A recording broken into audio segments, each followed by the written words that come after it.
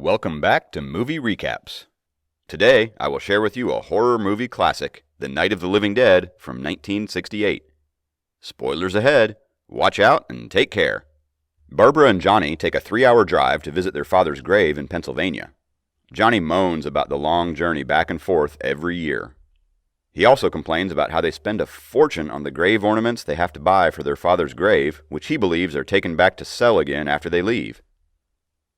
On their way to the cemetery, the radio signals drop, but as they reach there, the transmission comes back on. The radio announcer apologizes for the loss of transmission and is about to announce a warning when John turns the radio off. Barbara prays at their father's grave. Johnny seems uninterested as he believes praying is for church. Johnny teases Barbara by telling her a story from their childhood. When they had visited the cemetery as children, Johnny scared Barbara. Barbara feels uncomfortable and asks Johnny to stop. Johnny finds it fun and starts chasing Barbara. He scares her by saying that they are coming for her. By they, Johnny means dead people. A man in a tattered suit walks past the graves. Johnny points at him, telling Barbara that he is one of them, and runs away as if he is trying to escape. The man, who is strange and pale-looking, attacks Barbara. Seeing this, Johnny runs and grabs the man. In the fight, Johnny hits his head on a gravestone and dies. The man gets up to chase Barbara. She runs to her car and locks it from inside. The man follows her and tries to break the window panes. He succeeds to break the glass of the front passenger seat with a heavy stone. Barbara quickly ignites the engine and drives away. The man keeps following her car. Barbara bumps the car into a tree out of fear, gets out of the car, and starts running away from the man who is still chasing her. Barbara sees a cottage in the middle of the woods. She runs towards it to take shelter. She manages to enter the house from the back door. Inside the house, everything is upside down. Meanwhile, the strange man is not alone anymore. Other ghouls start to hover outside. Barbara tries to get a signal on the phone, but it doesn't work. She runs upstairs and sees a half-eaten corpse of a woman. Frightened at the sight, Barbara tries to run out of the house. She is taken back inside by a stranger. Ben, the stranger, tries to calm Barbara and tells her that he can handle these dead people. He asks Barbara if she lives in the house and knows where the keys to the gas pump are. Ben tells Barbara they need gas to travel to a safe place in his truck. Barbara goes into a state of shock and is unable to say anything. Ben tries to gather some food supplies and tells Barbara that they should go to a place where other people are taking shelter. Ben thinks there are only 2 ghouls trying to break in, so he goes out and kills the ghouls who are trying to break the car lights. He hits them in their heads with an iron rod. Soon, he realizes that there are too many of them gathering around the house. Ben clears the house of the ghouls and burns one of them to stop the others from entering in the house. Ben asks Barbara to help him board the doors and windows, but she is in a catatonic state. Ben tells her that in order to be safe, they need to work together to make the house safe until someone comes to rescue them. Barbara, in spite of her state, makes full effort to help Ben. Ben boards the windows and tells Barbara that the zombies are scared of fire that he made outside. While Ben is making more wood to secure the doors by breaking down furniture, he tells Barbara that he found the truck he came in, parked by a diner nearby. Ben shares that he is also in shock with what's going on. He narrates that he saw a big gasoline truck catching fire and the driver screaming as he was burning alive. He says that the place was full of these dead people. Barbara opens up and starts telling her story about how she got there to Ben. She cries and Ben tells her to calm down. Barbara insists that her brother Johnny is out there. She thinks he's only unconscious. They need to go out and get him. Ben tells her that it is very dangerous to go outside, and her brother is most likely to be dead. However, Barbara thinks he is alone and tries to go out to help him. When she gets out of control, Ben hits Barbara to stop her, and she is rendered unconscious. Ben turns on the radio transmission. The announcer says that the radio and TV are airing emergency broadcast. There are reports of mass homicide by a group of strange murderers throughout the city. According to eyewitnesses, they seem to be in a state of trance, looking to kill anyone they find with no motive. They look like they're dead. The radio announcer denounces them monsters and reports that the instructions released by the governor's committee is for people to stay inside their homes, securely locked until further notice. As the broadcast on the radio continues, Ben throws a sofa chair outside and fires it up. The zombies begin to retreat, seeing the fire. Ben continues to board all the doors and windows as the transmission carries on in the background. The announcer says that the president has called an emergency meeting which will include scientists and astronauts.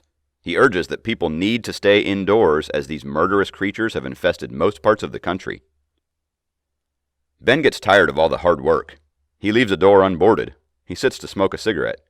Meanwhile, Barbara regains consciousness. Ben finds a gun and some rubber bullets in a cabinet. He also finds a pair of shoes for Barbara. As Barbara wakes up, Ben tells her that he has secured the house for now and that they will be rescued by someone eventually. He tells Barbara that he's going upstairs and will be back to reinforce the boarding.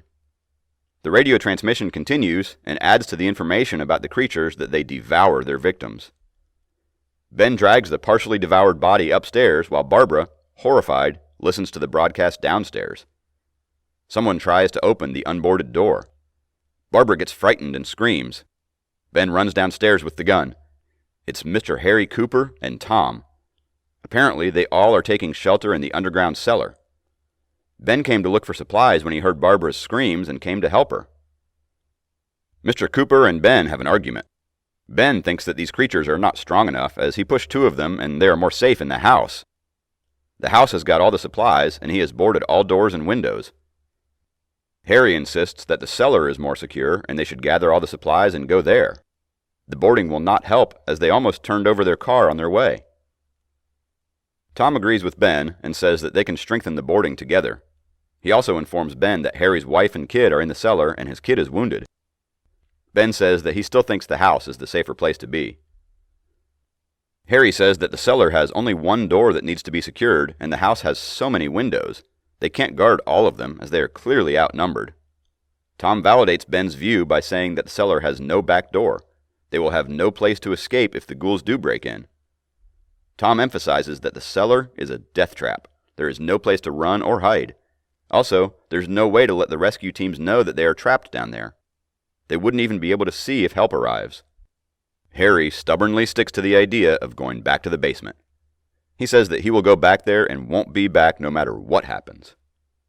Tom tries to stop Harry, and they're working to strengthen the boarding when a zombie manages to grab Ben through the space between the boards. Tom chops its fingers, but it doesn't feel a thing. Ben fires at the ghoul, but he keeps walking. It finally dies with a headshot.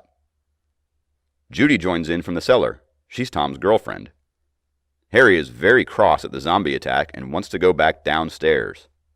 He warns he will board the basement door and wouldn't come to help even if they call out. Ben says he is not going downstairs and asks Tom to stop beating around the bush and make a decision if he wants to stay upstairs or go with Harry down to the cellar. Tom is more inclined towards staying upstairs, as it is a better way of staying in touch with the outside world. Harry goes down in the cellar, boards the door, and starts speaking ill about the people upstairs. His wife, Helen, is taking care of their daughter, Karen, who was bitten by one of the ghouls. She isn't happy with Harry's decision.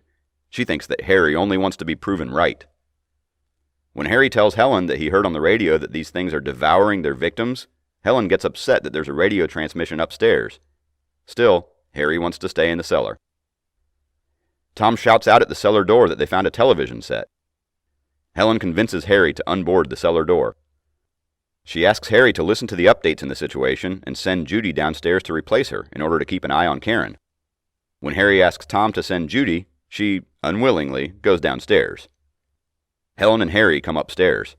Harry nags Barbara that everyone is frightened, she should pull herself together. Ben tells Harry to follow his instructions when he is upstairs, and that includes leaving Barbara alone. Ben and Tom turn on the television. The presidential address is over by now. The scientists theorize that these murders are actually people who have died recently. A satellite returning from Venus was destroyed near Earth. The radiations from those explosions have caused the dead to become alive. They advise that the people who are currently dying should be cremated, as they will become alive too and turn into monstrous flesh-eating creatures. The advice for course of action for survival now changes. The newscaster announces a list of rescue stations and advises citizens to make their way to one as soon as possible. There are food and medical aid available at these stations. Helen suggests that they should quickly get to a rescue station as their daughter needs medical attention. Ben recognizes the name of a rescue station from the list. He says that he read the name of that medical center on the way. Tom confirms that this medical center is 17 miles away from the farmhouse. He adds that Tom and Judy know the place very well.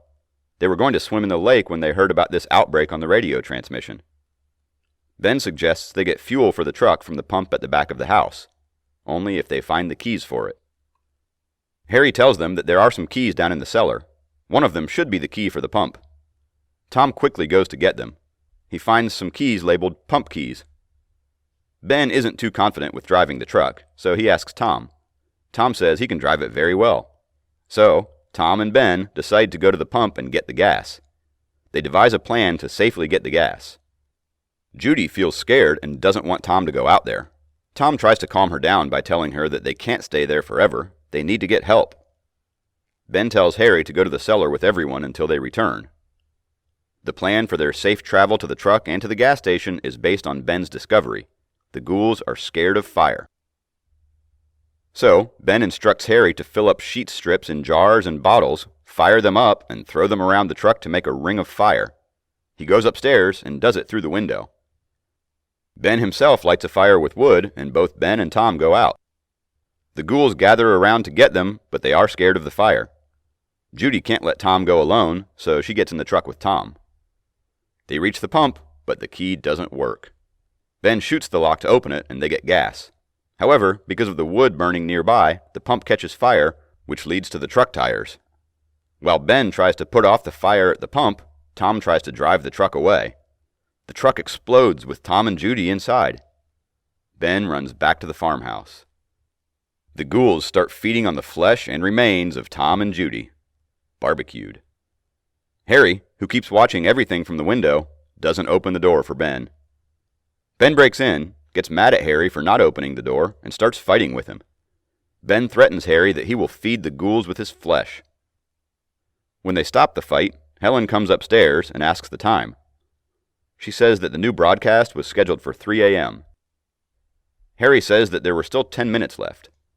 Barbara anxiously says that 10 minutes were a long time and they could leave before that. Ben asks Barbara where her car was, to which she replies it was a mile away. Even if they walked to it, its keys were with her brother Johnny, so they wouldn't be able to drive it. Harry says that it's impossible for them to carry a sick child who can't walk for 1 mile. Ben offers to carry her. When he asks Helen what happened to Karen, she says that she was bitten by one of the zombies. Ben gets intrigued and says these things must be very infectious. Karen should be kept an eye on. The TV transmission starts. The reporter interviews the chief officer and asks about the situation. The chief officer replies that these are dead people whose brains have started working because of the radiations. They are slow, and only the head is working, so a headshot or a strong blow on the head kills them. The radiations are getting stronger, so anyone who dies should be cremated right away before they become alive again. These radiations would end before noon the following day. The rescue teams are finding and killing all the ghouls, so the situation is well under control. Suddenly, the lights go out and the transmission stops. Ben goes downstairs to check the fuse box. Harry tells Helen that he needs to get the gun from Ben. Helen gets annoyed at his selfishness. He tells her that Ben is responsible for Tom and Judy's death. Helen gets irritated and moves away. Meanwhile, a ghoul grabs a piece of wood and starts to break the door. Others start to break the boards on the windows. Ben quickly runs upstairs and tries to hammer the loose nails when his gun falls on the ground. Harry, instead of helping Ben, grabs the gun. Ben tries to get it back.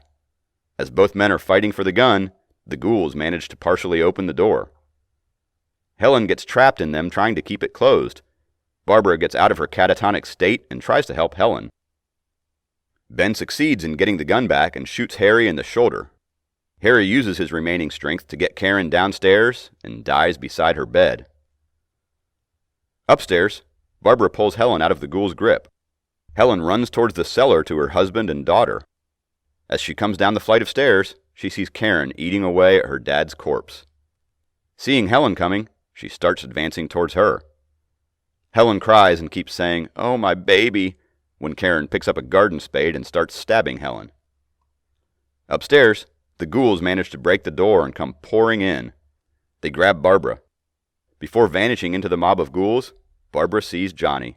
He is one of the zombies trying to eat her. Ben tries to fight the ghouls as much as he can and retreats towards the cellar. Karen comes out of the cellar door and tries to attack Ben. He promptly shoots her in the head, gets in the cellar, and boards the door. In the cellar, he sees Harry opening his eyes, whom he shoots in the head, followed by Helen.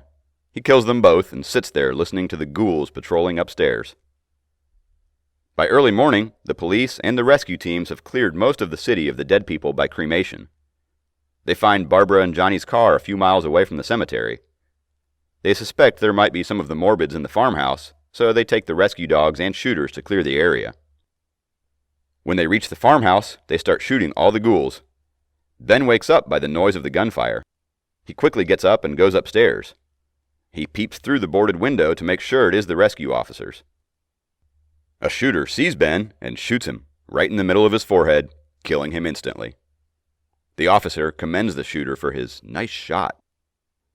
Ben lies in the middle of the other ghouls as the rescue officers prepare to cremate all the bodies.